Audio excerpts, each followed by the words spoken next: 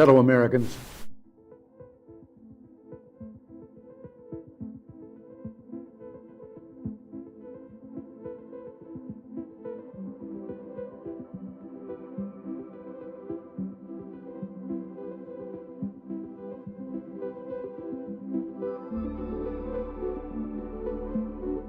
You might be wondering, why in the world is there a 30-minute countdown before the show starts? Well, we actually start live every day at 4 p.m. Eastern time, so this whole 30-minute countdown is a chance for YouTube and Rumble to send out their alerts and notifications, so we encourage you to gather up and hang out with everyone in the chat room. So every day at 4 p.m. Eastern time is when we do this show live. You can join us for the countdown if you like, or just set your clock and reminder that at 4 p.m. Eastern is when we go live. You can also make sure you subscribe and turn on that bell notification, so hopefully you will get a notification.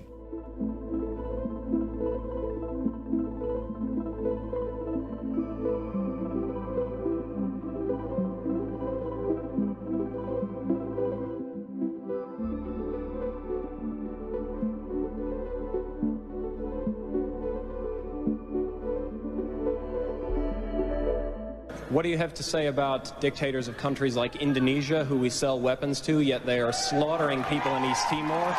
What do you have to say about Israel, who is slaughtering Palestinians, who impose martial law? What do you have to say about that? Those are our allies. Why do we sell weapons to these countries? Why do we support them? Why do we bomb Iraq when it commits similar problems?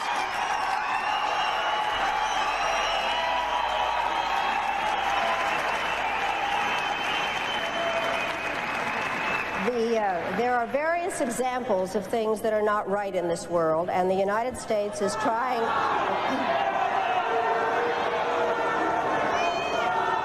I really am surprised that people feel that it is necessary to defend the rights of Saddam Hussein, when what we ought to be thinking about is how to make sure that he does not use weapons of mass destruction. I'd like to... shouting, just a moment. I'm not defending him in the least. What I am saying is that there needs to be consistent application of U.S. foreign policy. We cannot support people who are committing the same violations because they are political allies. That is not acceptable. We cannot violate UN resolutions when it is convenient to us. You're not answering my question, Madam Albright.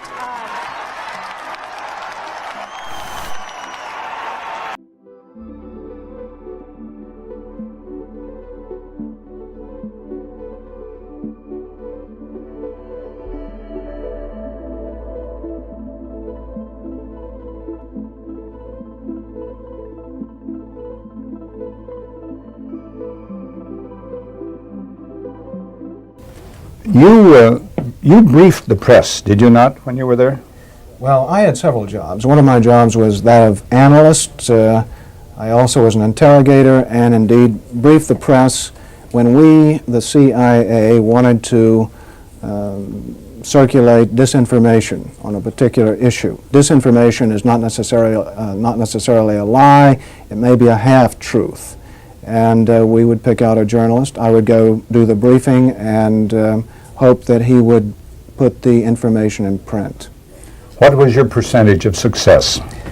We were pretty successful in planning information of a rather rarefied nature. For instance, if we wanted to get across to the American public that the North Vietnamese were building up their force structure in South Vietnam, I would go to a journalist and advise him that in the past 6 months, X number of North Vietnamese forces had come down the Ho Chi Minh Trail system through southern Laos. Now, there is no way a journalist can check that information. That's data derived from radio intercepts, spy in the sky photography. So either he goes with the information or he doesn't, and ordinarily or usually the journalist would go with it because it looked like some kind of exclusive. Go after these gentlemen. I would be directed to cultivate them, to spend time with them at the Caravel Hotel or the Continental Hotel, to socialize with them, and slowly but surely to try to gain their confidence by dolloping out valid information which was true. And then I would drop into a conversation the data that we wanted to get across which might not be true. One piece of data, for instance, that we managed to plant in the New Yorker magazine had to do with a supposed North Vietnamese effort in 1973 to develop airfields along the border of South Vietnam. The reason we wanted to plant this information was that we were trying to persuade the U.S. Congress that Saigon should continue to get a great deal of aid, and that the North Vietnamese were the chief violators of the ceasefire accord. That was printed in the New Yorker magazine under the byline of Robert Chaplin, as indeed was a great deal of such information which we tried to circulate. Frank, a two-part question. What were the objectives of or what was the objective of the CIA?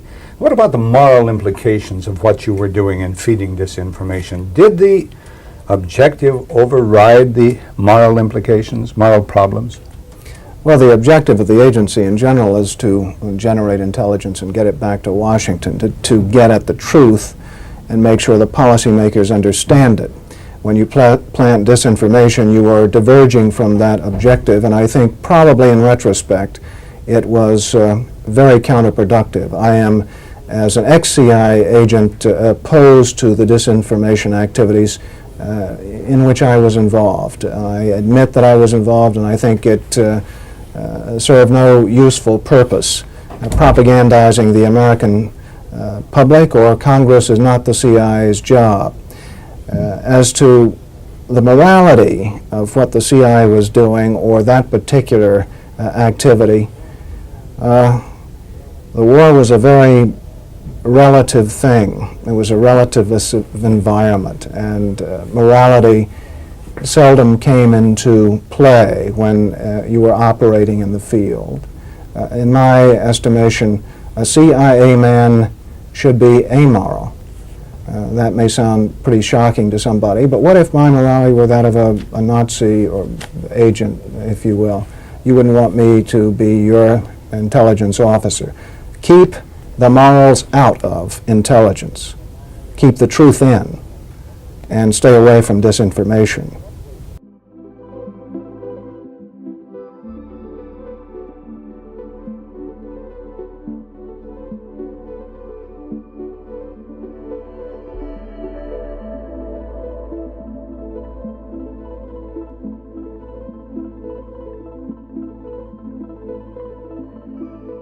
It would have been more appropriate for Mr. Trudeau, Prime Minister of Canada, to address this House according to Article 144, an article which was specifically designed to debate violations of human rights, democracy and the rule of law, which is clearly the case with Mr.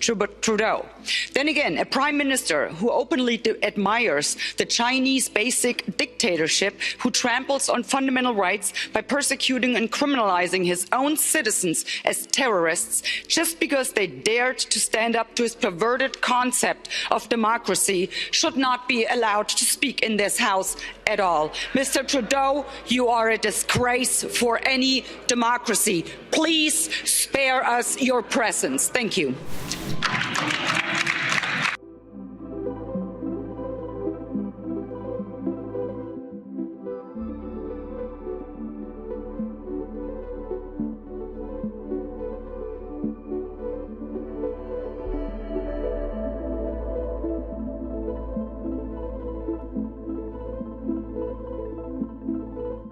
And it might sound radical, colleagues, but the answer to war is not more war, it's peace. And peace isn't delivered by the barrel of a gun, it's delivered by diplomacy, by dialogue. You can wish away your continent's history, but we share a continent with Russia. We will sit down with Russia. There will be a negotiated peace, and this organisation should be promoting it earlier rather than delaying it and making sure that more Ukrainians die. Your feigning of sympathy rings hollow. It makes me sick, to be honest with you.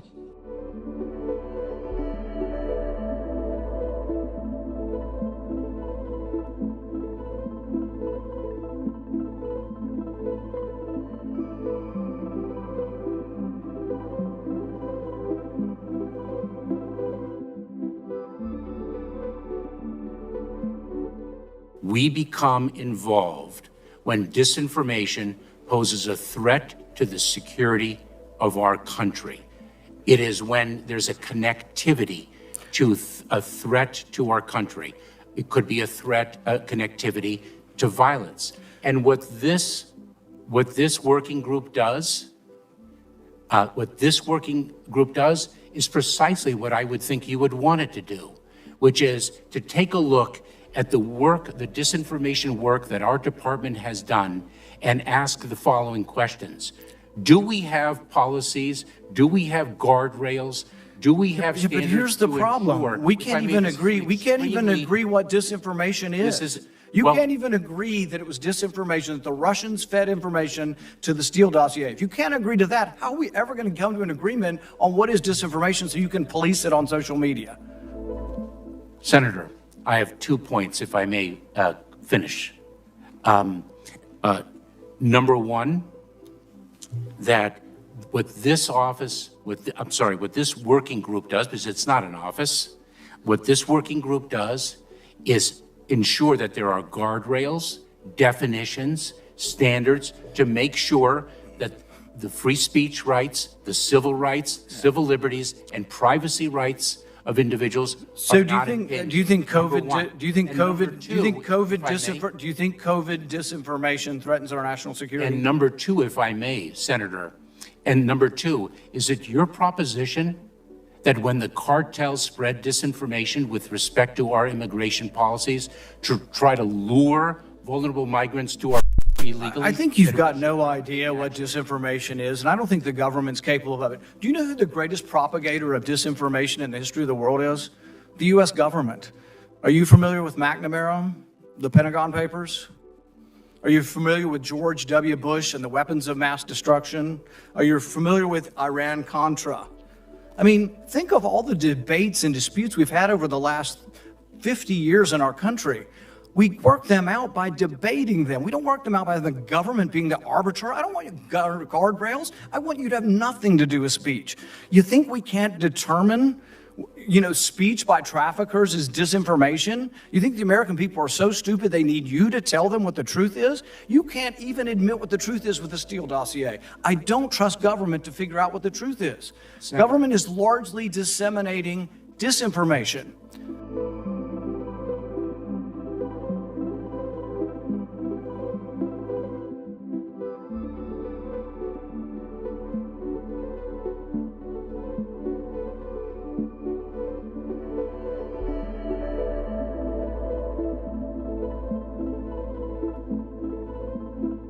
Hey everyone, just as a reminder, our show starts at 4 p.m. Eastern Time, just a few minutes from now, but I should remind you that we have a daily newsletter. It's totally free. Natalie and I work very hard on it every morning over our cup of coffee, putting the stories together that we think are important that the mainstream media is going to ignore. All you need to do is go to our website. It's just redacted.inc. Put in your email address. We won't ever sell your email to anybody. And then you'll receive a welcome email. And all you need to do is verify that email, and 7 a.m. Eastern Time is when we send out our daily newsletter. And it's about 5 or 10 minutes in length that you can read it over your cup of coffee. And like I said, we cover 4 or 5 of the big stories of the day, plus a couple of things you might have missed while you were sleeping. We try to have some fun with it, add a little humor into it. And again, it's a great way to start off your morning. But it's also a great way for us to stay connected with you as well, because we've been banned and blocked on some of these platforms before, where we haven't been allowed to post anything, not even a community post. So the only way for us to stay connected with you is through our newsletter. We were able to send out a newsletter and say, hey everyone, we're blocked for the next week, and let you know what was actually going on with our show. Anyway, go to redacted.inc and sign up for the free newsletter, and it'll be posted first thing in the morning over your cup of coffee.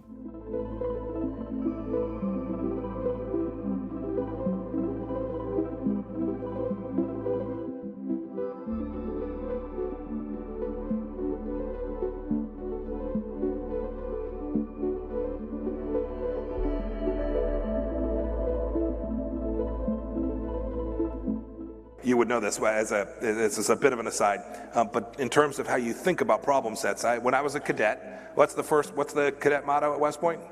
You will not lie, cheat, or steal, or tolerate those who do. I was the CIA director. We lied, we cheated, we stole. It was like we had entire We had entire training courses.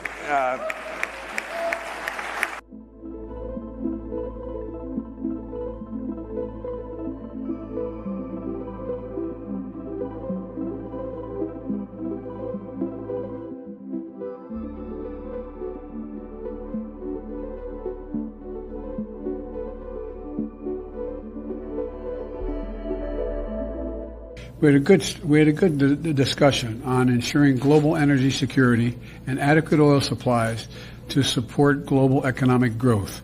And that will begin shortly. I'm doing all I can to increase the supply for the United States of America, which I expect to happen. The Saudis share that urgency, and based on our discussions today, I expect we'll see further steps in the coming weeks. Are you worried about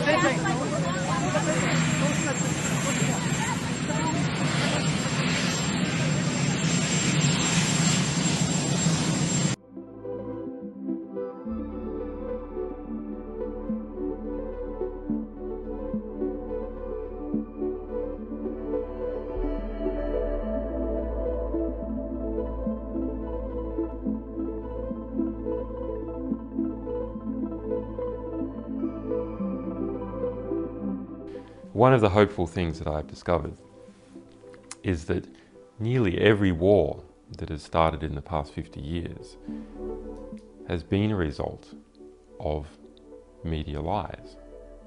The media could have stopped it if they had searched deep enough. If they hadn't reprinted government propaganda, they could have stopped it.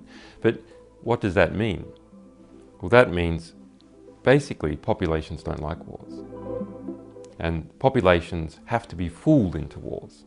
Populations don't willingly and with open eyes go into a war. So if we have a good media environment, then we'll also have a peaceful environment.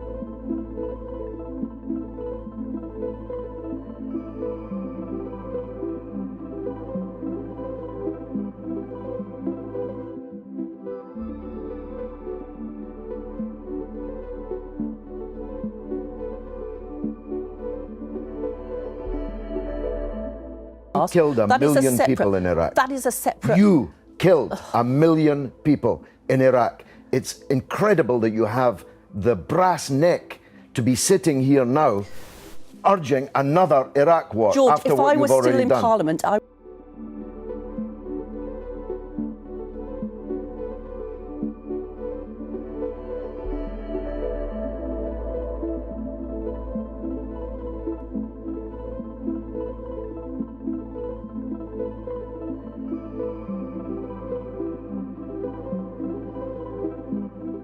There can be no doubt that Saddam Hussein has biological weapons and the capability to rapidly produce more, many more. And he has the ability to dispense these lethal poisons and diseases in ways that can cause massive death and destruction. If biological weapons seem too terrible to contemplate, chemical weapons are equally chilling.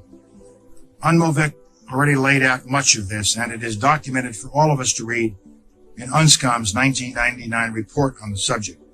If we consider just one category of missing weaponry, 6,500 bombs from the Iran-Iraq war, UNMOVIC says the amount of chemical agent in them would be in the order of 1,000 tons. These quantities of chemical weapons are now unaccounted for. Dr. Blick says, quipped that, quote, mustard gas is not marmalade. You are supposed to know what you did with it. We believe Saddam Hussein knows what he did with it, and he has not come clean with the international community. We have evidence these weapons existed. What we don't have is evidence from Iraq that they have been destroyed or where they are. That is what we are still waiting for.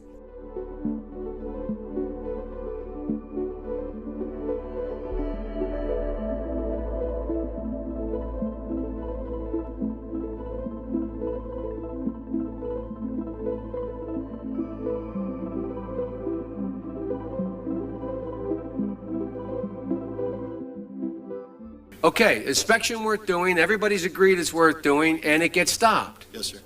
At that moment, we're an automatic pilot as far as you're concerned. Period. No ifs, ands, or buts. Now, I respect that. But now, it seems to me the Secretary of State might have a slightly different problem. Secretary of State might be sitting there and saying, now look over there on that side. Now, I remember so-and-so and so-and-so and so-and-so, and the 12 people on this side, they're all the ones that said they didn't want to use force. Now, I'm going to have to go tell the President now that we should, or Secretary Cohen, unleash whatever it takes to get it done. And our military assessment is the same as the Major's. The Major's assessment is, privately held but publicly acknowledged later, that airstrikes alone aren't going to do this. Saddam's not going to cave on this. So, now here's the deal. I recommended the President have at it and let the chips fall where they may. A reasonable position for the Secretary of Defense, the Secretary of State to take. But I respectfully suggest, Major, I respectfully suggest they have a responsibility slightly above your pay grade. Slightly above your pay grade. To decide whether or not to take the nation to war alone. Or to take the nation to war partway. Or to take the nation to war halfway. That's a real tough decision. That's why they get paid the big bucks. That's why they get the limos and you don't. I mean this sincerely. I'm not trying to be flip. Because I think, and that's why I said at the outset, the reason why I'm glad you did what you did, we should come to our milk.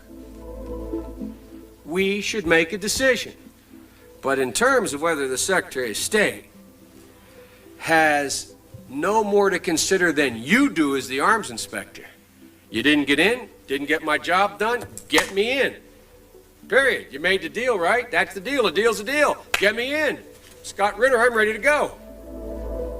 It's not how it works. Now, maybe it should work that way. But wouldn't you acknowledge that if you were President of the United States or the Secretary of State, you'd sit there and say, now, okay, old Scotty boy didn't get in. We said he should get in. We want him to get in. It's important that he does get in. They're not going to let him in, so what are we going to do now? We know that France and Russia aren't going to be with us. We're quite confident China's not. We've already run those traps. They're not there. We're not sure where the United States Senate is, but have at it, boys. Go get them. And by the way, Scott and the boys say air power's not enough. I think it's a legitimate debate, Scott, Major. I think it's a legitimate debate. But I don't think we should be putting it in the context of, you have somebody up there at state saying, look, how can we weasel out of this agreement? We want to let this guy out there hanging. We're not this. It's a very practical political decision. Same kind of decision General Powell made. Same kind of decision President Bush made. Every president, every Secretary of State has to do it. Like I said, they get paid more than you. Their job's a hell of a lot more complicated than yours. They may have made the wrong decision, and you brought it to light. We should address it. We should say straight up where we are, and we should do it. And for that, I thank you. But it's above your pay grade.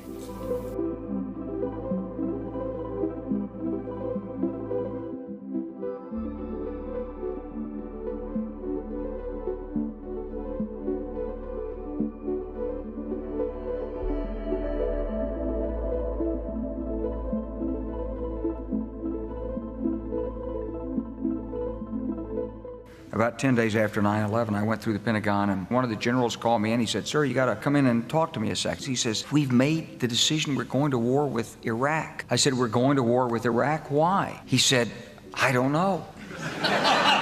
He said, I guess they don't know what else to do. He said, I guess it's like we don't know what to do about terrorists, but we've got a good military and we can take down governments. And he said, I guess if the only tool you have is a hammer, every problem has to look like a nail. So I came back to see him a few weeks later, and by that time we were bombing in Afghanistan. I said, are we still going to war with Iraq? And he said, oh, it's worse than that. He reached over on his desk, he picked up a piece of paper. He said, I just got this down from upstairs, meaning the Secretary of Defense's office today, and he said, this is a memo that describes how we're going to take out 7 countries in 5 years, starting with Iraq and then Syria, Lebanon, Libya, Somalia, Sudan, and finishing off Iran.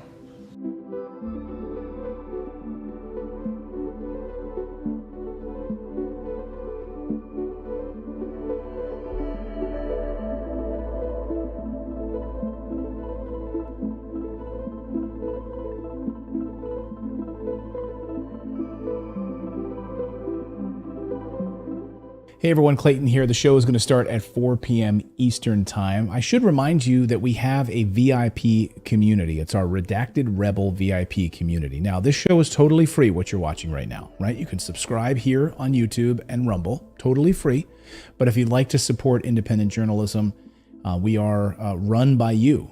Without you guys, we wouldn't be able to do this show. We wouldn't be able to hire the team that we have. We wouldn't be able to afford the servers that we have. We wouldn't be able to afford the reporters that we have, the team that we have. So you can support us by going to redacted.inc, and on the right side of your screen, you'll see a VIP community button. Just click that, and for the price of a cup of coffee once a month, you can support us. We put out exclusive content, early interviews that no one else will see, live streams just for our VIP Rebel community. So again, it's totally free to watch this show. But if you do want to support independent journalism, we would really appreciate it. Come on over to redacted.inc, click on that community button, and decide if you want to sign up or not. It's totally up to you. We thank you. And meanwhile, the show will start in just a few moments at 4 p.m. Eastern Time.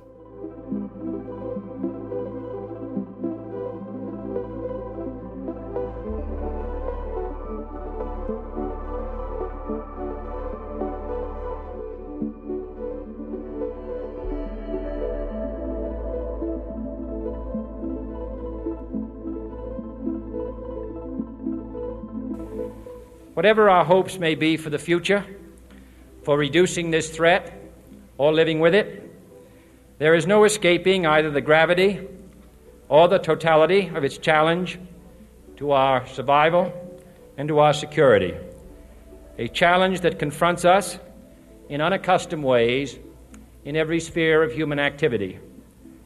This deadly challenge imposes upon our society two requirements of direct concern, both to the press and to the President.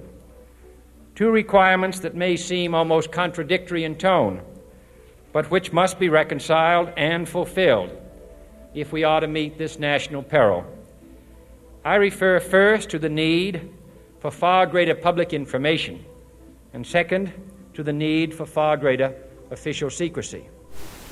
The very word secrecy is repugnant in a free and open society. And we are, as a people, inherently and historically opposed to secret societies, to secret oaths, and to secret proceedings. We decided long ago that the dangers of excessive and unwarranted concealment of pertinent facts far outweighed the dangers which are cited to justify it. Even today, there is little value in opposing the threat of a closed society by imitating its arbitrary restrictions. Even today, there is little value in ensuring the survival of our nation if our traditions do not survive with it. And there is very grave danger that an announced need for increased security will be seized upon by those anxious to expand its meaning to the very limits of official censorship and concealment. That I do not intend to permit to the extent that it's in my control. And no official of my administration, whether his rank is high or low, civilian or military, should interpret my words here tonight as an excuse to censor the news, to stifle dissent, to cover up our mistakes, or to withhold from the press and the public the facts they deserve to know.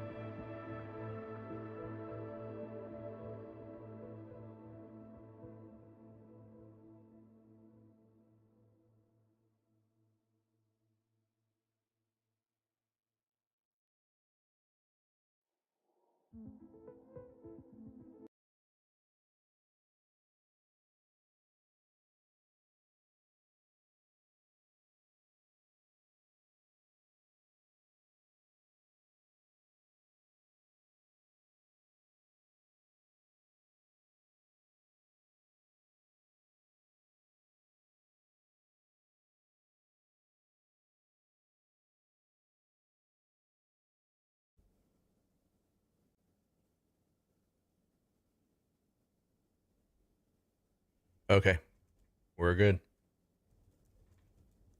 Are we live, or do you need to count me in again? I'm assuming we're live. Okay. Live. Hi, everybody. Welcome to Redacted. I'm Natalie Morris. That awkward pause brought to you by me. Just me, myself, and I. I'm alone tonight, but not really alone because I have you. Clayton's off for the night, and I also have David and Philip in the control room. Thanks so much for joining us. We have a lot of news to get to today, and it is the first day of November. It is the day after Halloween. Hopefully you're feeling good, and I want to thank Clayton for sitting in with me yesterday so I could follow around my kids in their costumes and that kind of thing. So let's get to the news. We have a story about the CIA maybe making a cover for Israel and why the October 7th attacks were able to happen at all. Was it really that no one was watching?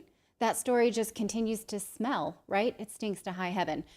We also are going to bring on a guest to explain to us what are Palestinians thinking about all of this and break down some of these narratives about, is Hamas a representative of the Palestinian people? How do they feel about the hell that is raining down on them right now? Why won't they leave? These sort of simple questions that I think are lost in all of the screaming that we have. So we're going to talk to Ramzi Baroud about that, and I'm excited to hear his perspective.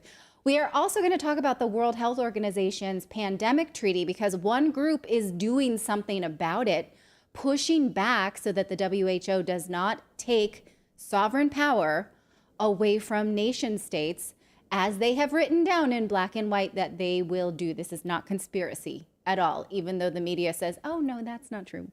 We fact checked it. I don't think they even read it, to be honest.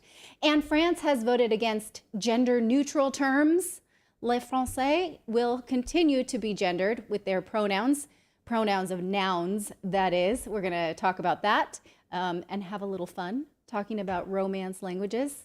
That's my idea of fun. All that and more as Redacted starts right now.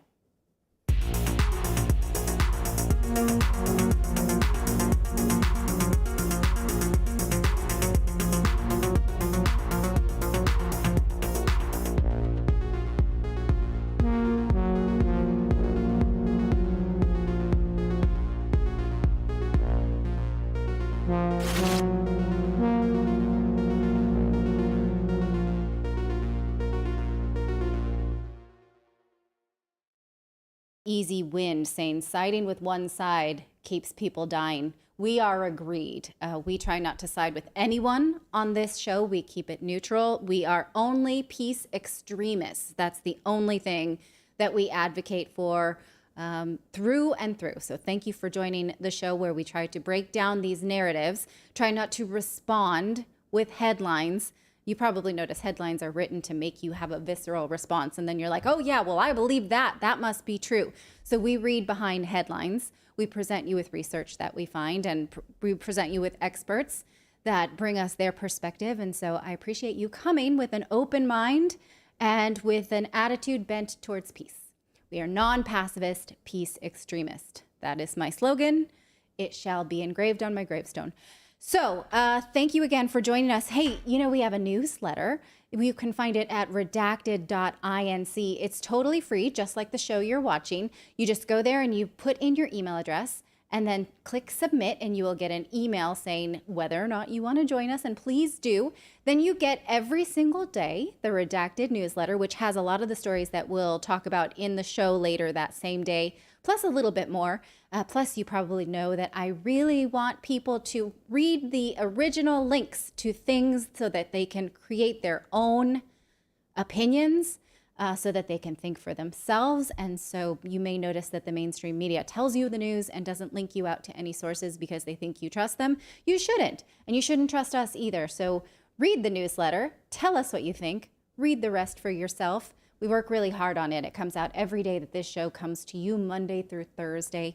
You can find it all at redacted.inc. Okay, so once again, you have only me tonight in the newsroom, but we also have David. You want to say hello, David? Show us where you're coming from. Hello. Wait, can't hear you. Cannot hear you.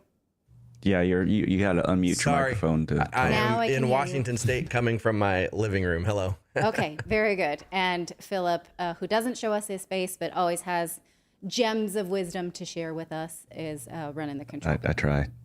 Yes. Okay.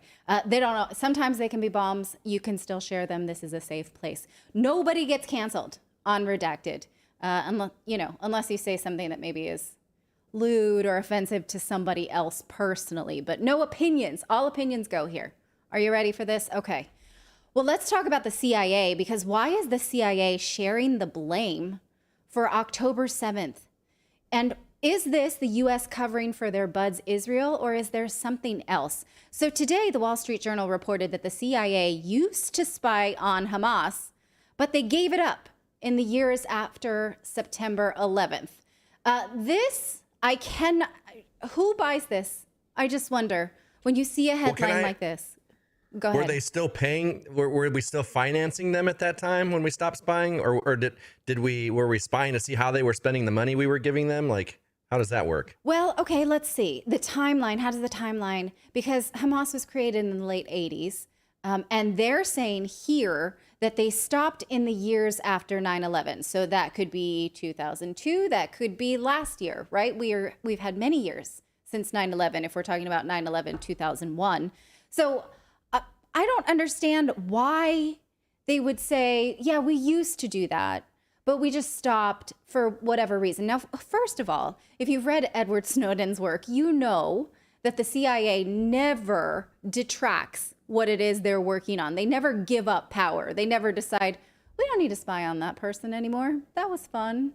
Especially if Hamas is what they tell us, and more of an extremist group that plans attacks, not just big ones like like October 7th, but others as well on a regular basis. Because this is what Israel's been telling us, right? It's not just October 7th. It's the constant terrorizing of Hamas that's making us have this response. Well, again, I just buy this for 0 seconds. This is the CIA we're talking about. Spying on bad guys is kind of their reason for being. In fact, they justify spying on good guys just in case they dragnet bad guys. So in some point, like the narrative has to play out one in two ways. Either they spied on them for a long time and they thought, these guys are cool. It's all okay. Nothing for us to see here, right? We're gonna stop that. Or they continue to spy and they're for some reason giving us a cover. I don't know. What do you think? An organization that Israel has been warning us about for decades, they thought, well, you do it. It's all good. You are our closest allies in the Middle East. We realize you think they're bad dudes. We trust you. It's all good. We won't do it ourselves. Now, this article tells us that the U.S. outsourced spying on Hamas to Israel, which we know that they have done with gusto.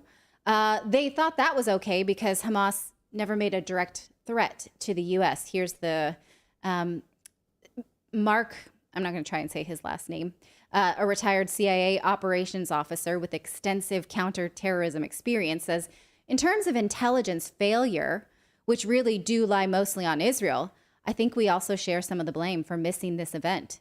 Ceding the target to Israel, to the Israelis, now looks to have had consequences. So I'm just really struggling to believe this, but let's assume for a second that it's true. Could this then be a reason for the CIA said, well, we got to spy more in the Middle East now. We dropped the ball on this one. Let the big boys in. We're the spy masters. Or should we prep ourselves for more spying from these collaborative governments after this confession? Now, last week, Israeli Prime Minister Benjamin Netanyahu said on X that he hadn't been warned about a planned attack by Hamas, but then he later deleted that tweet and apologized. And the apology came in the spirit of, I shouldn't have said that. I spoke out of turn. Now is the time for us to be responding. Like, go ahead. Did he forget that he had been warned? And then he tweeted that out. I've never been warned. Somebody's like, yeah, okay, they did tell me. I forgot that they did tell me that. Like, that's not exactly a forgettable moment, is it? I don't think so. I mean, unless it's like you're warned every day and it's good night, Wesley. See you in the morning. I'll most likely kill you tomorrow, right? Do you know what that's from? Movie reference? Anyone? Yes, slightly butchered, but that was Princess Bride. Yeah, it was. Good night, Wesley. Totally right. Sleep well. I'll most likely kill you in the morning. Kill you in the morning. So maybe Okay. that's the life of Benjamin Netanyahu, that every day he has these threats from Hamas and that he just starts to forget and starts to not believe it. But then why would he tell us on X that, hey, my intelligence didn't tell me anything about this. Didn't know a thing. That's it. So that is kind of unbelievable, given that Egyptian intelligence continues to say that they warned Israel of something big. That's specifically their quote. They warned of something big, and that Israel ignored it. So if Israel had the ball of spying and they didn't pick up on anything, and Egypt was warning, this narrative is falling apart, right? In fact, Reuters reported that Hamas even built a mock Israeli settlement, ran drills for October 7th, and posted videos online of them practicing as far back as September of 2022. So again, when Netanyahu apologized for that deleted tweet about not knowing anything, it was again in the spirit of, well, we got a war to fight now, we'll worry about that later. Which, for a thinking person, might say to you, let's put a beat, let's take a pause on this war while we figure out what's actually happening so that more innocent civilians don't die. That's not actually the marching orders at this point. And it absolutely matters, because if intelligence knew of this massacre, it would mean they either were incompetent to stop it or they let it happen. And those people were used as bait for this war that they wanted with Palestinians. That's the cynical view. We don't know, right? Now, about that war, the world continues to watch as thousands of children die in horrific conditions. Thousands of children die in horrific conditions every day. The New York Times reports that the U.S. has tacitly accepted mass civilian casualties. That's a quote. That this will happen in Gaza from Israel's retaliations for the September 7th attacks. Now, the paper reports that the way they sort of put it is that the U.S. felt kind of bad about it. They don't like hearing it when they met with Israeli officials. But here is how they justified it. They said, or here's how they kind of swallowed that pill, is that it became evident to U.S. officials that Israeli leaders believed mass civilian casualties were an acceptable price in the military campaign. In private conversations with American counterparts, Israeli officials referred to how the United States and other allied powers resorted to devastating bombings in Germany and Japan during World War II, including dropping of the 2 atomic warheads in Hiroshima and Nagasaki to try to defeat those countries. And recall that those bombs didn't even function at full capacity. I think more than 30% of them failed. Or I think, actually, if I think back, I think only 30% worked. So the United States is familiar with accepting mass civilian casualties. So I guess, who are we to talk? Is what that says to me. We're humans watching other people's children die. That's who we are. And it feels awful. Collectively, it feels awful. At least 8,000 civilians have died, Palestinian civilians have died in these strikes, an estimated 40% of them children. Now, acclaimed journalist Seymour Hersh, who was doing the extensive reporting on the Nord Stream 2 pipeline bombing, he now is reporting this story as well. He says Israel has a goal of destroying at least 65% of the possible citywide escape routes for Hamas leadership, unless someone talks them out of it. So they give this complicated story of underground tunnels, and they're saying we need to destroy at least 65% of them. This is the goal.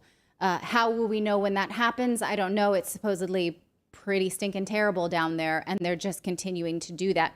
And again, instead of talking them down, now the U.S. is sending 300 troops to specialize in communications and explosive ordnance disposal. Civilians have started evacuating through the border with Egypt, albeit slowly. We're starting to get that news just today that some have been let through to this passage down the Red Sea. But now Yemen has entered the war in missile and drone strikes on Israel, reportedly from Iran-backed rebels. Now, we know we had reports. Well, we don't know, right? We know there are reports that there were rebels from Yemen who escalated this. Now, Israel is saying they were Iranian linked, that these were Western leaders who were funded by Iran. Well, okay, they have not offered proof of that. We have known since day one that the West wanted to link Iran to this and drag them in, and that they've been telling us for weeks and weeks, we're going to find a way to link Iran to this. We don't have it now, but we're pretty sure we will. And now we have these strikes. So we have to wait for confirmation. We're not sure. But, you know, as if this war isn't bad enough to think about it escalating with Iran is bone-chilling. Remember this from the 2020 campaign trail when President Biden worried that Trump was going to be the one to lead us to war with Iran? The world has changed because what Trump has done. And the American people, including independents and some Republicans, know how bad he is, know how much he's misrepresented, know how he's getting close to getting us in a war. I said, as the walls close in on this man, I'm worried he's going to get us to war in Iran. Unfortunately, I may have been right. The fact of the matter is there's a lot at stake in this election. All right. Well, that didn't age very well, did it? Most of the wars we've had have been since the Biden administration took office. So let us know what you think. Yeah, go ahead, David, please. Well, I was just going to say, and I wonder if because Iran is set to become part of BRICS on January 1st, 2024. So it's almost like there's a mad dash to try to get them before they're in BRICS, because then they're going to pull in Russia, China, and the other BRICS nations. So it's almost as if, you know, they're saying, hey, we got to hurry up and link Iran to this so that we can get them before they're in the BRICS. That's a possibility. Although BRICS nations continue to insist that they are an economic group and not a defense military group. I guess we could test them if we really want to, because seems like leaders want to treat the planet as if it is a game of battleship. Well, I don't think they have a choice because of NATO. I think NATO will force them to do more militarily with each other because we are the bullies and we're out there just willy-nilly bombing all these places. And if the BRICS nations have to step up and stand up to us militarily, I don't think they have a choice.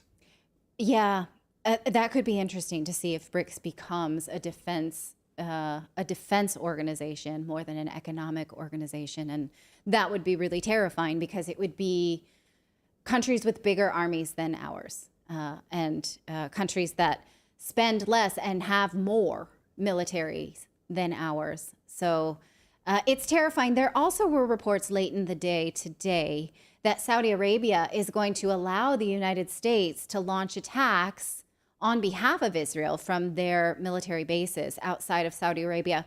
That also is maybe surprising. I don't know if we'd use the word surprising. We weren't sure where Saudi Arabia would draw the line here. Originally, we thought maybe they would ally more with the Palestinians. We're just not sure. We just don't know. So right now, while this continues to be reported and unfold, it's best for us to not make assumptions, but also just question these major narratives. Again, like the CIA says, we did that for a while. We stopped spying. Guess we shouldn't have done that. I just call BS on that. And I don't know why they're doing that. Like, why get involved? Why make us think that you have ever given up a spy campaign? Why? I just can't, I don't know why. So if you can see some kind of narrative in there that I'm missing, let me know.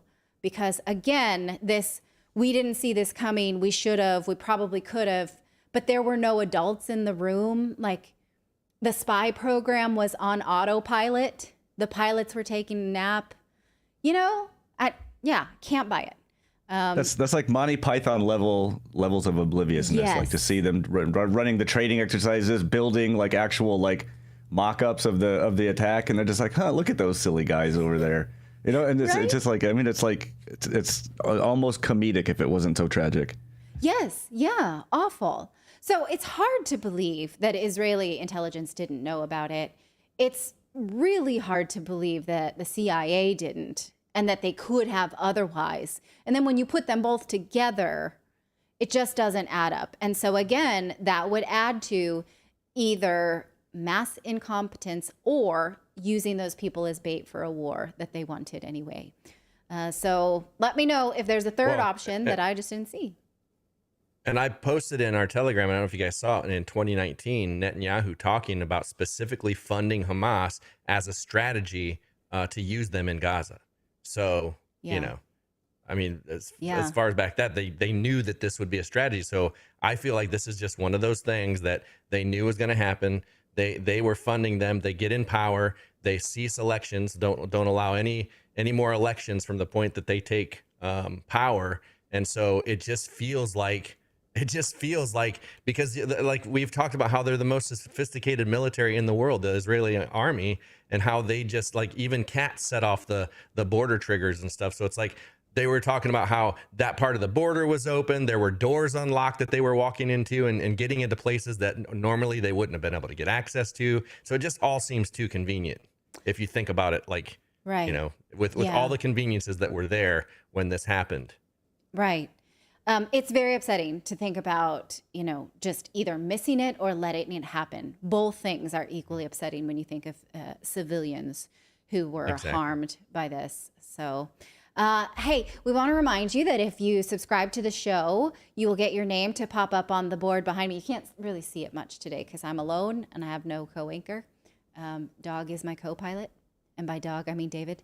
And it also pops up on the bottom of the screen, though. Yes. So you can see that. Right. So you'll see it on our lower third. So thank you for hitting like and subscribe. It's a free subscription to the show. Make sure you hit that notification bells. And please stick around. Stay, even though Clayton's not here, because I need to prove to him that I can do it without him just fine. Any of you who are married and, you know, switch tasks from time to time, you know what that means. So you have to stay. Stay with me, please. We have more news to get to. We're going to talk to Palestinian-American journalist Ramzi Baroud, and I want him to just sort of explain the way that Palestinians are feeling and looking at this conflict, how they look at innocent civilian deaths on the Israeli side as well as on Palestinian side, how they look at these anti-Semitic demonstrations around the world and how they're looking at support from them.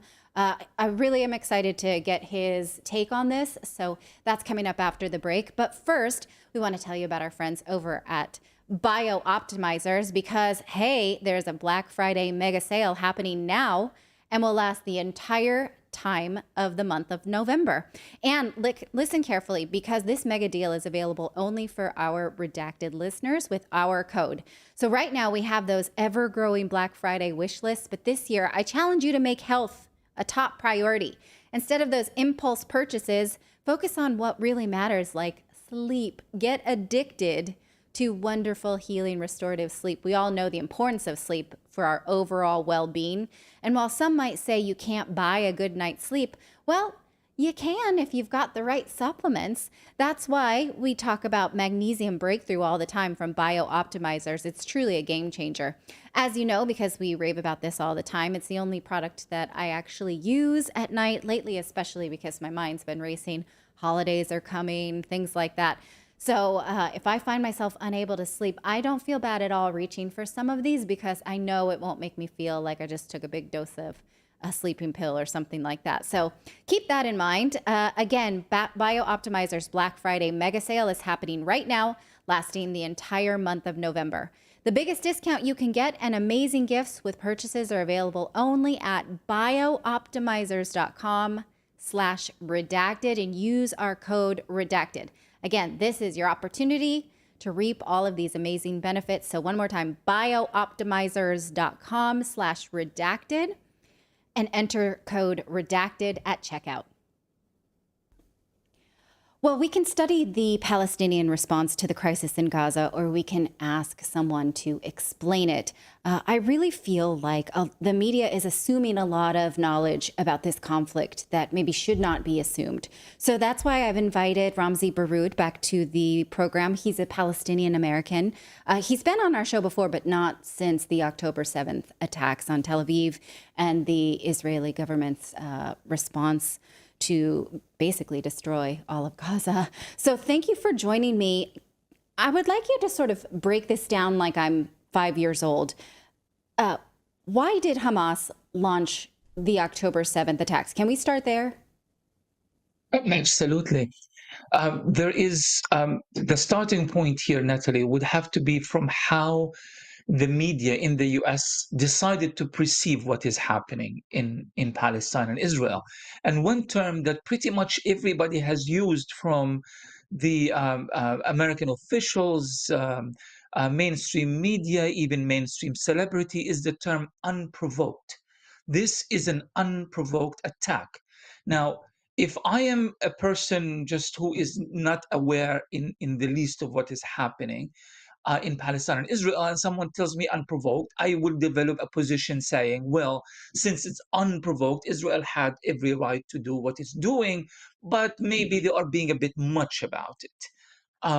But that's a question I would really like to deal with, the term unprovoked. And how do you do that? Let's unpack two different issues here. Who are the people of Gaza, and who are the fighters that we Palestinians call the resistance, who carried out the October 7 attacks? Let's look at the population of Gaza. Over 70%, in some estimates they say even more, are either refugees or descendants of refugees who come from historic Palestine. Historic Palestine is today's Israel. Now, the people of Gaza, about 2.3 million of them, they live under the most impoverished conditions, because not because they are uneducated and they can't find jobs. To the contrary, the education level in Palestine is one of the highest in the Middle East, despite of the Israeli occupation, despite the system of apartheid. But they are poor because they are under a hermetic Israeli siege that has extended from 2006 or 2007 until today, uninterrupted. So you have refugees living under siege. They have no political rights whatsoever. None of their political aspirations have been met. And even their right to protest peacefully at the fence separating this besieged enclave from Israel, they are met with sniper fires. Hundreds of Palestinians, children, really mostly minors, about 80 to 90% of all of those killed at the fence protesting are under the age of 18 or 17. They can't even do that. So that takes us to the second question. Who are the people who carried out the fight?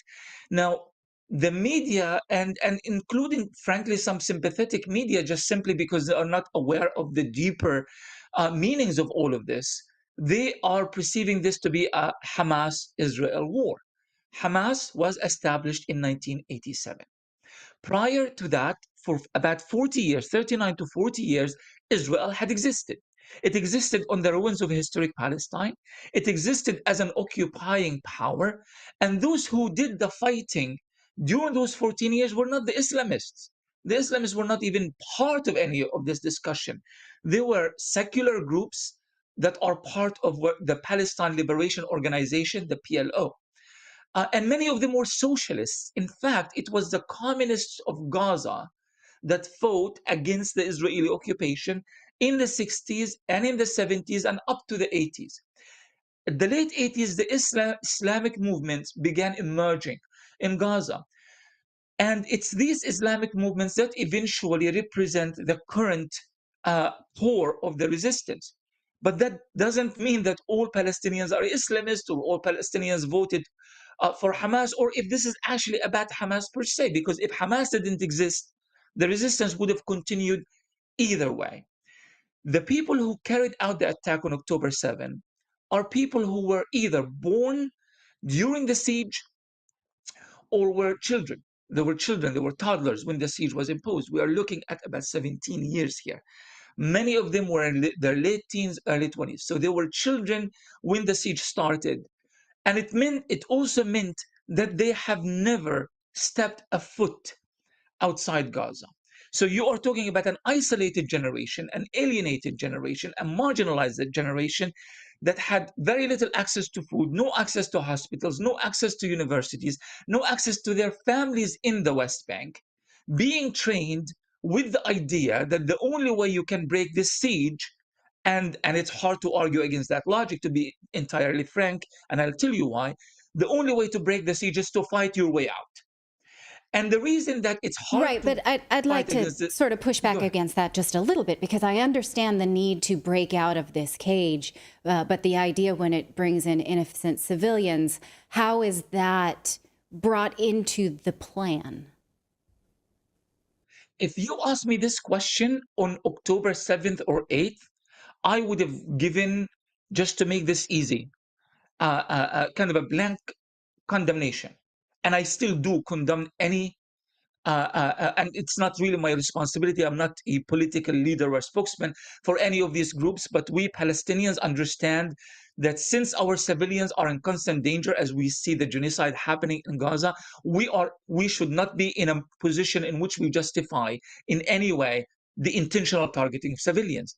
But because the Israeli narrative began breaking down from the decapitated babies that was repeated by Biden, by CNN, by all the mainstream channels in the United States, and then the rape and the, all of these things, and all of them were proven either untrue or were not substantiated in any way, it becomes difficult to actually go and make that condemnation, knowing that this is going to be used against Palestinians and we actually don't know. Okay, that I understand because... Yes, please.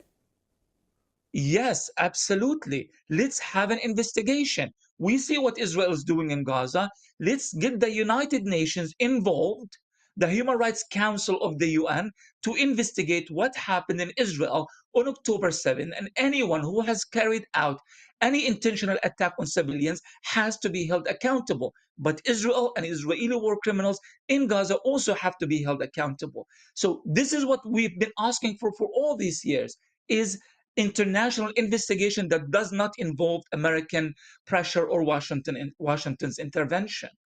Okay, I completely understand that. I do think that we need to wait to see what's true and what's not. And this is a vociferous war of propaganda right now. And I don't put any stock into politicians saying they condemn this or they condemn that, as long as civilians are dying and there is no call for a ceasefire to figure it all out. But one of the things that I think those of us who are outside might wonder is, wouldn't Hamas have known that no matter the extent of the attack, whether it was as brutal as they say or not, that it would cause Israel to rain down hell on Gaza? And is there a movement or a thought that, like, oh my God, what have they done? What have they brought to our doorstep? Okay, so let me tell you what is my own perception and what is being said, because this is a very kind of active conversation happening. Okay. Not within Palestine itself, but even in the Middle East as well. We know that if you capture a single Israeli soldier, Israel is going to rain hell on Gaza and kill hundreds. So imagine if you capture nearly 150 soldiers, plus settlers, plus civilians, and so forth and so on. So what is going to happen then? If we just look a little bit earlier between what happened in September when Benjamin Netanyahu stood in front of the General Assembly with a map of the Middle East with the words "the new Middle East" on it, and between what happened on October 7th, maybe we can begin to understand why this attack was launched the way it was. It seemed that it sorted out that Palestine is no longer a cause for the Arabs, for the Muslims, for the Middle East, for the world. Every attempt at pressuring Israel to concede to a single UN resolution has failed. Palestinians are being gunned down at a large number in the West Bank. The UN says 2022 was the highest number of Palestinians killed since 2005. That's in the West Bank alone.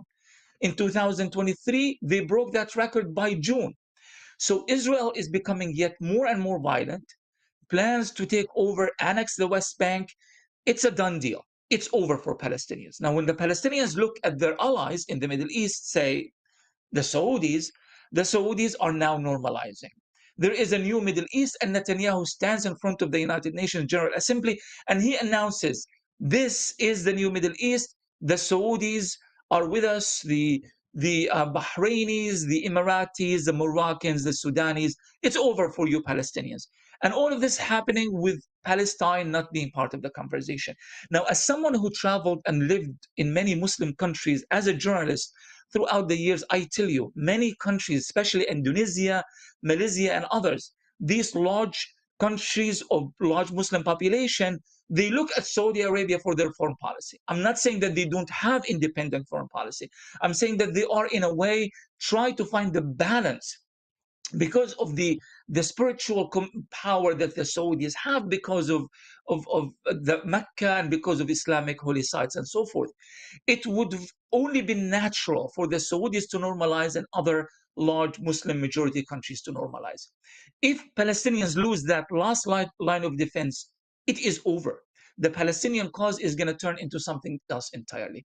So the debate within the Palestinian community now is, have we done this knowing we are going to recenter Palestine as the top of the agenda of the entire region, and carry on with our resistance as usual, or not take that risk and maybe save some lives for now, but having Palestine completely lost as a cause that matters in the middle? And that becomes a strategic question. And I know the outcome is painful. And if I were in that position, would I have made it as a political analyst? I don't know. But this is at least the rationale that is prevailing in Palestine and in Gaza in particular. Right. And so is that, you think, what the narrative is that is motivating people to go to pro-Palestinian rallies? Is that like, hey, Palestine, they had to break free. That's why we're here. Because I think the media is showing that that is automatic anti-Semitism. And I think that bears looking into, because of course you can want Palestine to be free and also not be anti-Semitic at the same time, but it is inspiring anti-Semitism. So can you respond to that? Yes, absolutely. Now, again, this argument maybe would have had a little bit of kind of potential to become a conversation.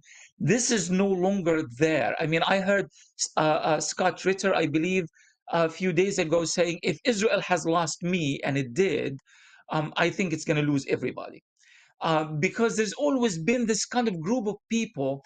You have your hardcore pro-Palestine people. These are the people coming from different ideological schools of thoughts, different humanitarian schools of thoughts, and people who read a lot and they are familiar with the Palestinian discourse. And then you have your hardcore Israeli supporters, but you also have this group in the middle that maybe is kind of nominally pro-Israel just because CNN and others say Israel is a good idea, right? Well, that group is now shifting to the Palestinian side. They tell you, even if we don't understand what is the politics of it all, there can never be a justification of carrying out a genocide against innocent people. And so we are flooded. I mean, like the number of influencers that are reaching out to us, wanting our point of view, speaking out for Palestine. These are people who do, kind of makeup products. And then suddenly they are part of a political conversation. I have been doing this for 3 decades. It's completely unprecedented to me, this kind of attention and support that Palestine. Now we need to create a clear separation between this whole anti-Semitism claim, which in some cases is true. Yes. There are people there who hate the Jews for being Jews, and that's not going to change anything, but then you have this. Yes, and I just want to validate that it's very scary right now to be Jewish, and it's very scary to be Middle Eastern. It's scary to be both groups right now. And that both fears are valid.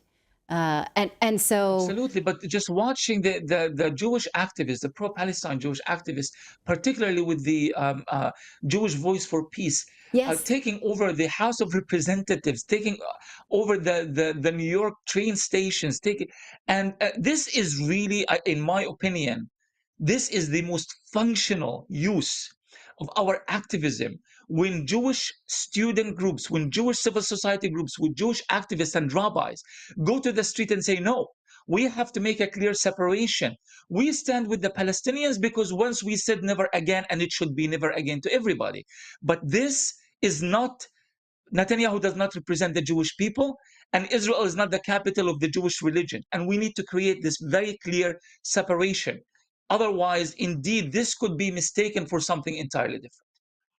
Now, this is a really obvious question, but I still feel like I want to ask it because you see this devastation, and I know that the borders have not been opened for evacuation of Gaza, and Israel keeps saying, well, we warned them. We tell each building when we're going to bomb them. But why do we not see more exodus? Is there really just this appetite to hold on to this one piece of land?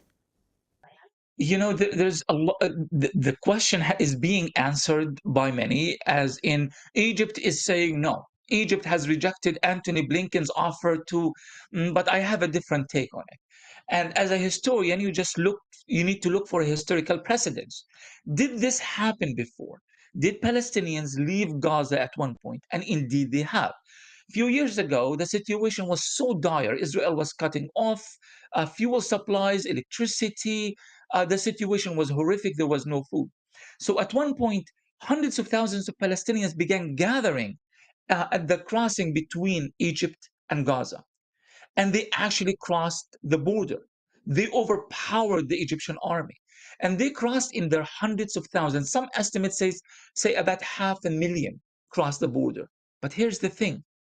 Every single one of them, save 250 students who needed to go to Russia or Ukraine or other countries, every single one of them came back. They bought food, they bought supplies, they bought fuel, they bought whatever life-saving things that they needed, and then they came back to Gaza. And this is my theory. I really don't think it's about the Egyptian army. Yes, there are those who are going to stand up and maybe even shoot at Palestinians trying to cross the border, but in the Egyptian army in general is quite sympathetic to the Palestinians. And I don't think they are going to allow for another massacre, and they would have allowed Palestinians to cross. Palestinians are not crossing into Egypt because they don't want to cross into Egypt. So they are being chased after by bomb. They are going from the north to the south. Beit Lahia, Nusayrat, Khan Yunis, Rafah, and so forth and so on. They are just running in circles. But nobody seems to be following this arrow that is taking them to Egypt and not bringing them back. Right. Yeah. I mean, I don't think anybody's fooled in the fact that they want them to be evacuated and stay there. And I believe that even the Israeli former defense minister said, well, we'll make them camps, and then that is their life, right? So I don't know who would wish that on a refugee life on anybody. But I really do appreciate your analysis of this. I've been watching your show on YouTube for this context, and I was really happy that you decided to come to talk to us today. So where can we find your YouTube channel? Actually, it would be better to follow me on TikTok, which is at Ramzi Baroud Official. I am available on YouTube, but there's, shadow banning and all of that. But my TikTok channel is more active and has more freedom to speak out. So. Okay, very good. Thank you again for your time. I can't say how much I appreciate it. Thank you, Natalie. Bye-bye. All right. Well, I want to thank Ramzi for his time, and I want to thank you for watching that segment. I see in the chat that some of you found that really uncomfortable because there is an appetite for just a complete condemnation of Hamas and the October 7th attacks. And even if that is where you stand on this, don't you want to know what the sentiment is at these pro-Palestine events, at these pro-Palestine speeches, or what do people feel about this? I definitely did feel like I needed a better understanding of this. So again, even if you felt uncomfortable with that, I hope you appreciated the perspective, because I find him somebody who's not reactionary, who has been speaking in this way for a long time. And you don't have to take a side to understand both sides. So like our comment at the top of the show from somebody, easy wind, I think. I wrote it down. Yeah, easy wind. Siding with one side makes people keep dying. So that is absolutely not our goal here. So thank you for joining us and agreeing to get uncomfortable together. We have more news to get to. That World Health Organization pandemic treaty we've been warning you about is marching along. It is supposed to go into effect next May unless our governments say, We actually do not want to live in the united world of the WHO.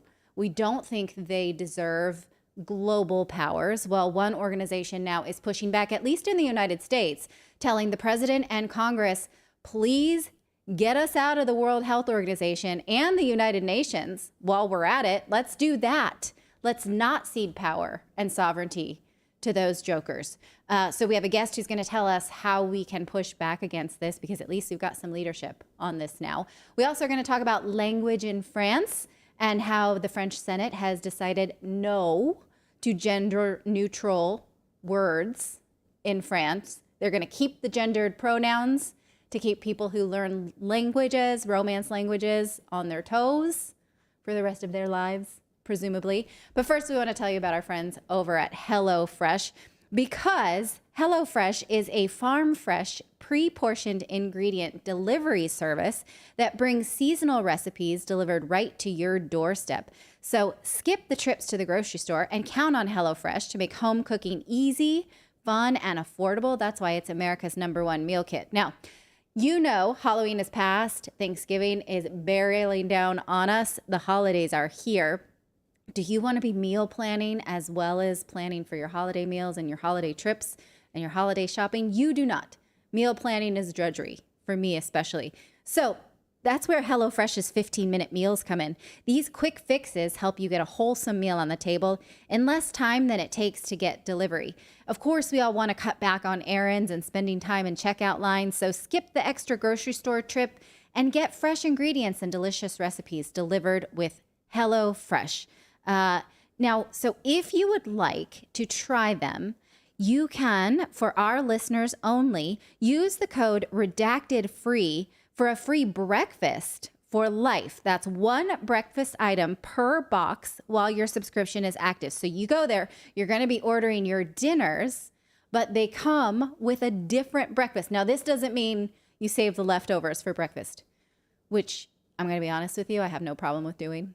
I like eating leftovers for breakfast. No shame in that. But we're talking about a different breakfast. Okay, free breakfast for life at HelloFresh.com. So you have to go to HelloFresh.com/redactedfree. You see it right there on your screen, and use the code REDACTEDFREE at checkout. So one more time, HelloFresh.com/redactedfree. Use the code REDACTEDFREE. That is HelloFresh. They are America's #1 meal kit. The World Health Organization pandemic treaty is marching right along, set to be put into law next May if nothing happens by global governments. This is the treaty we've been warning you about that would supersede global governments' ability to self-govern whenever the WHO decides that there is not even an emergency, but a potential for emergency. It's probably the biggest power grab we've ever seen in modern times. It is binding. It will cost your country a lot of money. Some politicians are kind of speaking out some politicians are speaking out against it, but not very many. One organization is doing something. That's the Global Health Project. They launched a national campaign that urges President Biden and Congress to oppose this treaty. Joining us to discuss is Dr. Kat Lindley, the director of the Global Health Project. So thank you so much for joining us. Thank you for having me today. Now, can you tell me who is the Global Health Project and why are you doing this? We are a coalition of different organizations, scientists, physicians, educators, advocates who came together last summer to start talking about what has happened and how do we make sure that this doesn't happen again. So we actually produced a video with physicians and speaking about their own journey to what happened during the pandemic, how they came to realize that the system was broken and things like that. For myself, I've always been, since I'm from Croatia, I was born in Croatia and, I live in the United States. I went to medical school here. So I always looked at this whole pandemic issue globally because I was always intrigued by the fact that every government was saying, build back better. The messaging came together. And then, we started following WHO recommendations and things like that. And as that was happening, WHO started putting together this pandemic treaty and the amendments to the IHR. And obviously that became a grave concern. Okay, so can you outline for me the dangers that you see in this pandemic treaty and, as you say, a grave concern? So it's exactly like you said. What happened during the pandemic, WHO did come up with some recommendations. The country's regulatory agencies followed them as they chose to do so. But with the pandemic treaty and amendments to the IHR, as you said, this will not be recommendations anymore. They're going to be obligations, and we're going to have to comply to them. The amendments to the IHR is international health regulation that we've adopted into our international law. Some of those amendments, particularly Article 12, will give Director General powers to actually call something health emergency of international concerns, whether it fits criteria or not. And if that happens, then the Director General or his regional directors would actually have powers to dictate how any country would comply, whether that's with quarantine, travel restrictions, medication, treatments, potential new vaccines, and things like that. From our standpoint, if you look at this, that means that this international body that has nothing to do with our own country would actually have sovereignty over our health policies. And as far as I'm concerned, that actually would have implications on national sovereignty as well. So one of the things that bothers me the most about it is not just the fact that they would dictate what vaccines must be taken, what lockdowns must be had, what surveillance must be done, what mask mandates may or may not be put in place, what vaccines must be taken, but also this sort of existential threat of climate that may then cause future pandemics means that they can redistribute resources. So if they say, well, the meat industry is really hurting the planet and we could get more zoonotic viral diseases, then nobody can eat meat anymore because we say this. I mean, I don't think that's too much of a stretch. The redistribution of resources around possible emergencies is the thing that keeps me up at night. Do you want to speak to that at all? No, I agree. And that goes under the One Health agenda within the treaty itself. What people are not aware, most of our countries have actually already started implementing this One Health, and there is, departments within HHS that actually deal with that. In One Health, what they say is that the life of humans, animals, plants are equal to each other. And again, yes, they can be influenced by climate change and other things.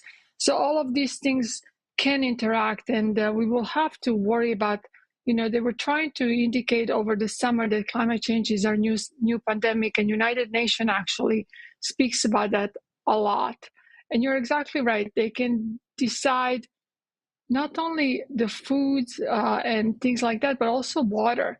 There's been recently a lot of talks coming from WEF and United Nations that we have to be concerned about the water and other natural resources. Yes, that's also terrifying. Now, the media and covering this pandemic treaty, if they do it all, which they don't very often, they publish headlines like, oh, it's not binding. Oh, it's not really going to take away government sovereignty. Those are myth busted, they say, without really proving it. They're just saying that that's what they think, as if they haven't read it. We have read it. And we've shown them these bits on the show where the word binding is crossed out, or these, human rights are crossed out. So why do you think the media wants to sell this as harmless? One of my favorite things is when the media says it's not a treaty. And the reason they say that is because WHO has realized that people around the world have started several petitions. They don't want it. So they changed the name from treaty to agreement to CA++, and recently accord agreement. I forget which one comes first. I think the reason media is doing this is because that's what they've done for the past 2-3 years. I don't want to be cynical, but I would just say you can be a little cynical, and if we admit to being cynical, then at least we can extrapolate a little bit. It's okay. Well, I'm not sure who their master is anymore. I would say the masters are definitely, these private-public partnerships that we see with WHO. We definitely see that they have lost the integrity. I know you're a journalist and this is your passion and your love, but I do remember in the 90s, I loved watching journalists just tell the story put the facts out there and allow the viewer to actually come up with a conclusion. We don't have any of that anymore. And I think that's one of the, everyone says physicians have lost their trust, and we have. We have done a poor job this pandemic. But I would say same thing for journalists.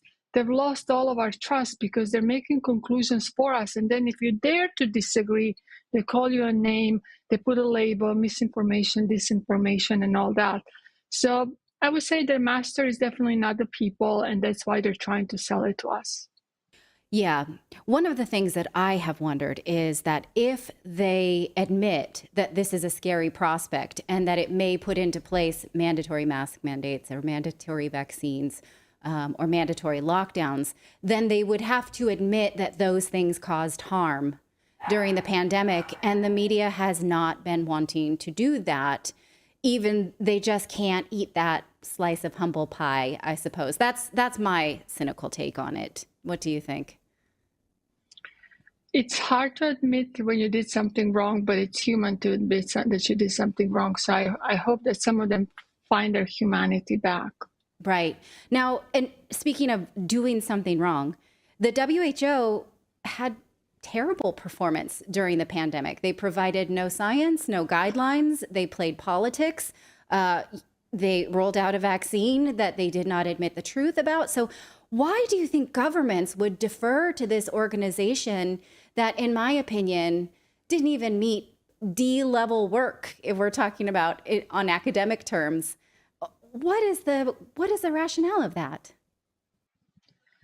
I think it goes back to these public-private partnerships. I don't know if you recently read some of the stories that we've written in Brownstone Epoch Times, but FDA actually has a, I forget what they call it, but it's like an memorandum of understanding with Bill and Melinda Gates Foundation. Why would our FDA have a memorandum of understanding with Bill and Melinda Gates Foundation? And then you take Bill and Melinda Gates Foundation, who are probably one of the biggest funders of WHO. And you see all of these connections that they have within the governments, within these organizations. And there's a lot of collaboration. I think there is obviously a lot of potential earnings and things like that they're all looking forward to. And as people resign from government, they become heads of Pfizer, or go on their boards and things like that. There's so much intermingling in these organizations and our governments that no one is really looking too deep into.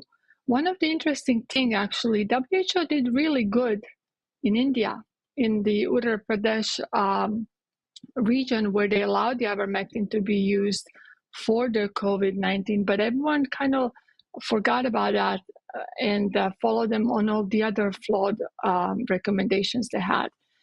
As far as I'm concerned, the most important thing for everyone to realize is WHO should not be in charge of our health. If there is another pandemic that comes again, you would want to have a physician who actually has a relationship with you, and you can decide if you can be treated or not. You don't want someone who says, well, you're not allowed to use this medication.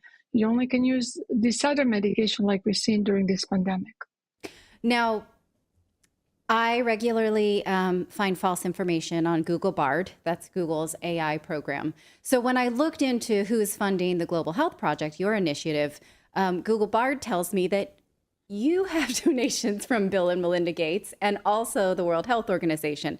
It could not prove where it had found those. When I asked, can you link me to where that information is, it said it cannot. So can you respond to that? Because why would you be working against the WHO and asking Congress to not give them this power if the GHP was accepting donations from them and also Bill and Melinda Gates? So after we finish this, I'm going to do the same search to see exactly what they're saying, because I'll send you a screenshot. Funny. Yeah. That's awesome. No, obviously, we are completely funded by people. We have asked for donations on our website. You can donate as well. We have not received any big fundings like that.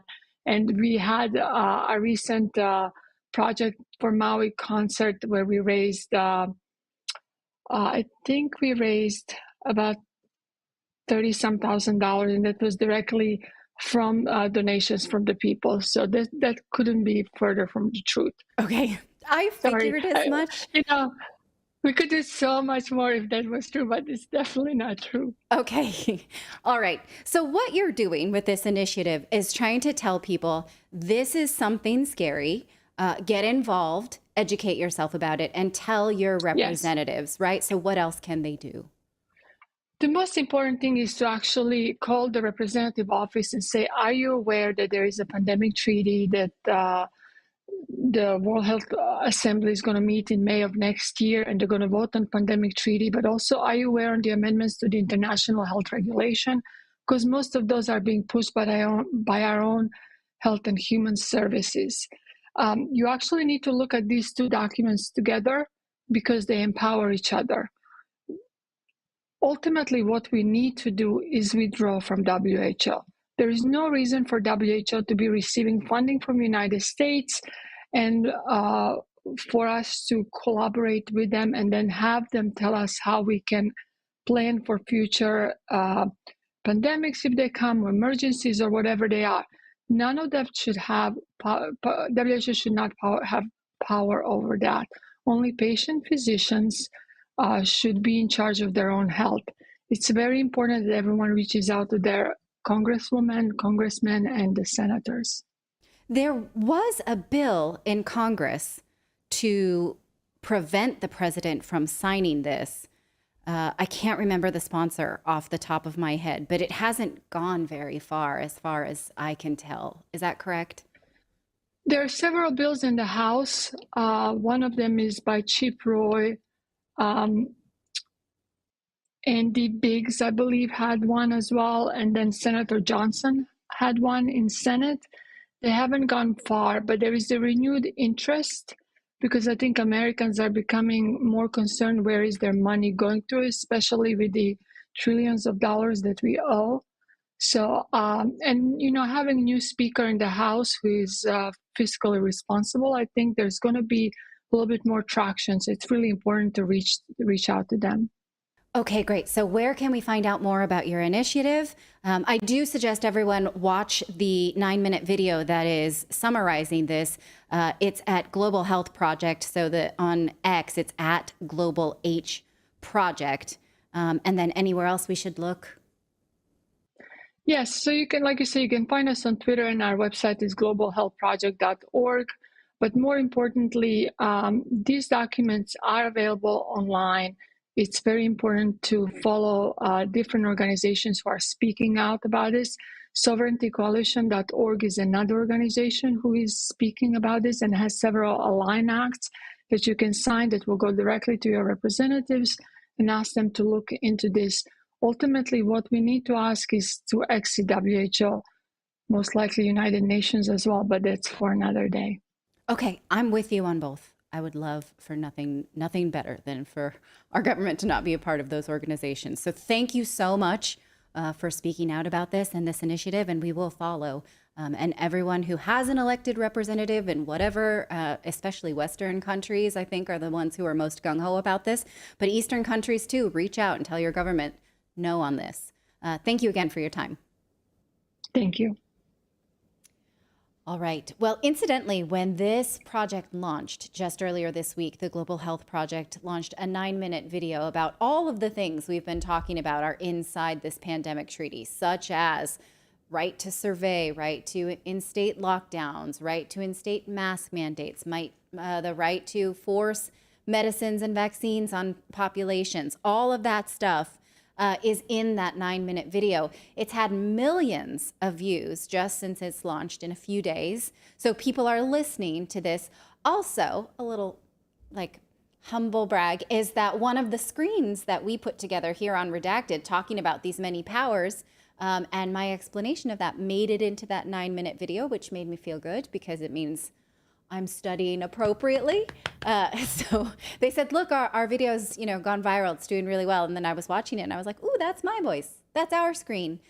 So that means that we are following the right trail here together, guys. We are sniffing along exactly where we should be sniffing. That sounded weird. We're sniffing where we should be sniffing. I thought that sounded great. No, it's only weird if we're sniffing where we shouldn't be sniffing. That's when it gets weird. Exactly. Yeah. If you're supposed to be there, it's okay. You have permission.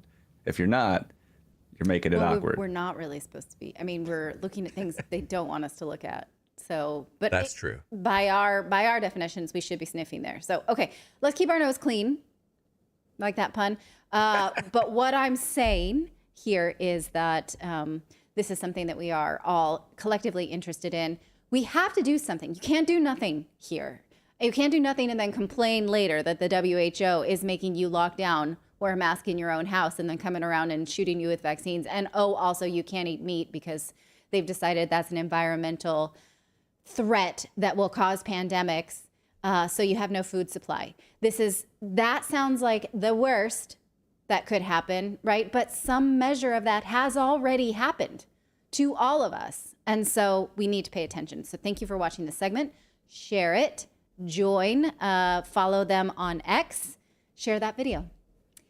All right, well, we have more news to get to. We're going to talk about why France has once again rejected gender-neutral language. I would like to remind you that you can like and subscribe to this show. Please do, to prove that I'm doing okay here without hubby around. Remember, I too am a professional. Both of us were trained journalists. We worked for the mainstream media. Clayton worked for Fox News, and I was with CBS and NBC, so I know what I'm doing. You're in good hands. I appreciate you being here with me, so please hit that like button so that we can find other like-minded individuals and we can all be open-minded together. All right. Well, have you ever studied a Romance language? And if you have, you know that there are gendered nouns, and this is what makes learning Romance languages so maddening. Well, France is going to keep it that way. They voted not to change their language to gender-neutral terms. They said that this would have completely changed the way that French is spoken. Some say it would have even destroyed the language. So what I mean by this pronouns is not what your personal pronoun, he, she, they, them. I'm talking about nouns. So for instance, I speak Spanish, Portuguese, and some Italian. I don't speak French, but so Portuguese is the language I speak the best. So we're saying right here, mesa is feminine. It's a mesa, or in Spanish, la, right? These glasses I'm wearing, óculos, it would be os óculos because it's a masculine noun. So each thing is masculine. Usually it kind of makes sense, although not with the word vagina. Yeah, I said it. In French, for whatever reason, the pronoun is masculine. It's le vagin. I don't know why. That makes no sense. It doesn't exist for you. So I'm not sure about that, but I'm going to call that an irregular verb. That's probably what you're, a regular noun, because it doesn't seem like that fits. Don't argue with me like that, about that, unless you have one. Now, gender ideologists, they don't like the idea of gendered things. I guess it's like, I mean, I don't know exactly.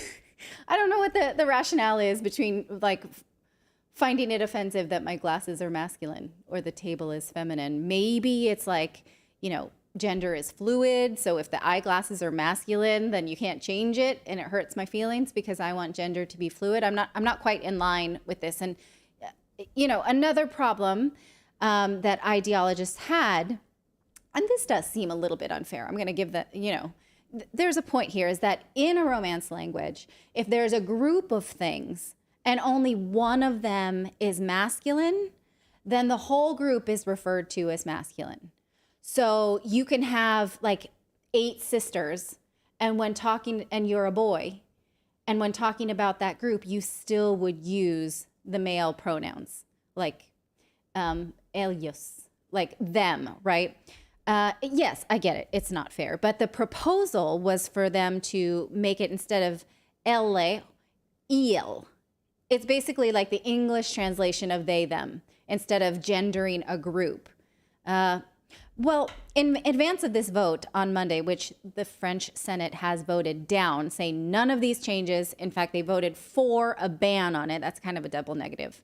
They voted for the ban, meaning they're against the changes. You see what I mean? French President Emmanuel Macron said there's no need to be threatened by this because the masculine is neutral. Can you accept that? The masculine is neutral? Or do you still think that's patriarchal? I don't know. What do you think? Can the masculine be neutral? I'm fine with that. But I don't If we all agree, then yes. Yeah. Isn't that the whole point of language, is to convey meaning? Yes. Yeah. I don't find a lot of emotion in gendered pronouns and groups and things like that. But I do get it. You know, because I speak Portuguese, I have often referred to a group of things that are like a group of people that are mostly women and realize like, oh, I can't use a feminine grouping because there's a man there. So I don't know. It gives you pause, but it's just the way it's done. Here are some of the other proposed changes. Like we just talked about this il. I'm sorry, my French accent's terrible. Instead of il and elle, like he or she, it's a combined. Celu is like those. And instead there's, of like the feminine or masculine version of that. Also this .e suffix at the end of words. So for example, president.e.s to refer to people who held that profession that could be both female and male. So for instance, like you could be jornalista, right? Or jornalisto or something like that. But instead, no, we'll just combine that. So informatica, right? Informatico. But instead, you have the same for both genders. I don't know. I guess it might make it a little easier to learn. But then there's new punctuation to think about. So spell check would have to learn it too. Now, again, they voted against this. This proposal was brought up 2 years ago, and politicians said then that it would destroy the French language. And so some people who feel like it's their life's destiny to change this French language just brought it up again, and again, they lost. So probably this is not the last we've heard of this. So let me know what you think. Would this make it easier, harder? Do we really need to reorder society because of gender ideology? And if so, where do we stop? Right? Especially continuing to we see, different groups of people who think they're animals or what have you. Well, then do we have to reorder language for that too? Or shall we just use what we've got because the world is already so stinking confusing, and let's get to that later in a more peaceful time in humanity? Maybe that's where we should go. So speaking of language, I thought I'd end with this. This video is going viral this week. This is a biological man who is complaining to the manager at many restaurants about hardworking restaurant employees for basically trusting their instincts and calling him sir. And he seems so shocked that his woman costume is not working, and he continues to become sir, that he needs to tell them exactly how it hurts his feelings. This is a bit of a long montage, but like I said, it's going viral this week, and it's sort of a good palate cleanser, if you will, from all the war talk we've had. Let us know what you think of this person. It looks like he's having a nice feast. She, her. Go ahead. Yeah, it's okay. It's all good. But it was not all good. Hi. I use she, her pronouns. I'm not sir. Yeah, like it's like a knife in the heart. I did specifically ask ahead of time not to be called sir. Yeah, I'm just gonna go. Okay. The Sweetwater starts at okay. I'm so sorry. I apologize. It's just always like a knife. It always hurts every single time. I was wondering if there's a manager I could talk to about something that happened. Yeah, I was called sir. Oh, okay. It just really sucks every time it happens. Sorry about that. I don't need to be called ma'am. I just need to not be called sir, Thank you. Did you call me sir? Hey, I just want to tell you that the person who gave me this called me sir. What? Called me sir. Oh. It's just like, it kind of just hurts a lot to get called sir. Oh, sorry about that. Okay. Very good. Thank you so much. No, yeah. Thank you. I'm not a sir. Nothing like a good misgendering. It is a knife in the gut when I get called sir. I feel like I need to tell him. I need to tell him that hurt. It hurts more though, and it's not intentional, because it means like this is sir to him. I know you didn't mean it, but I'm not a sir. I'm so sorry. It's okay. I know you didn't mean it. It's just, you know, it hurts. I know when people clock me, it's fine, but like it does kind of hurt. Thank you. I'm not sir. Oh, sorry.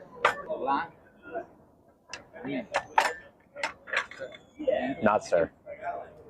Not sir. But the guy who dropped the food off, he called me sir twice in a row. Okay. I'll let him know that, and Thank you. I appreciate that. I wish I could be the manager of one of those restaurants. I mean, look, this is a great way to get people to spit in your food, guy. Like, is this worth it? You know, because now that this has gone viral, people are going to see you coming. And yeah, it's sort of a, if that were my friend, I would want them to be more resilient and not get their feelings hurt by strangers who are just acting on instinct. That's what I would hope if that were my friend. Not to wage wars everywhere and think that you're educating people because of your really good woman costume and crop tops. And so, you know, it just speaks to the idea that like his need to say it is more important than their need to hear it. It's egocentric. And as far as I'm concerned, it's basically affirming mental illness. Like I feel like that is mental illness, and it's like you're affirming that, and the more you affirm it, the more it's going to happen. Yeah. Playing the victim here, you know, and yeah. So anyway, let us know what you think of that bit of language as well, plus the idea of changing the French language, any Romance language, any gendered pronouns, including vagina. Let me know. Yeah, actually, that one I'd be on board. We don't need to make any other like pronoun switches in the French language, but how about we give the vagina back to the ladies? How about that? Let's make that solidly. Not call it vagino?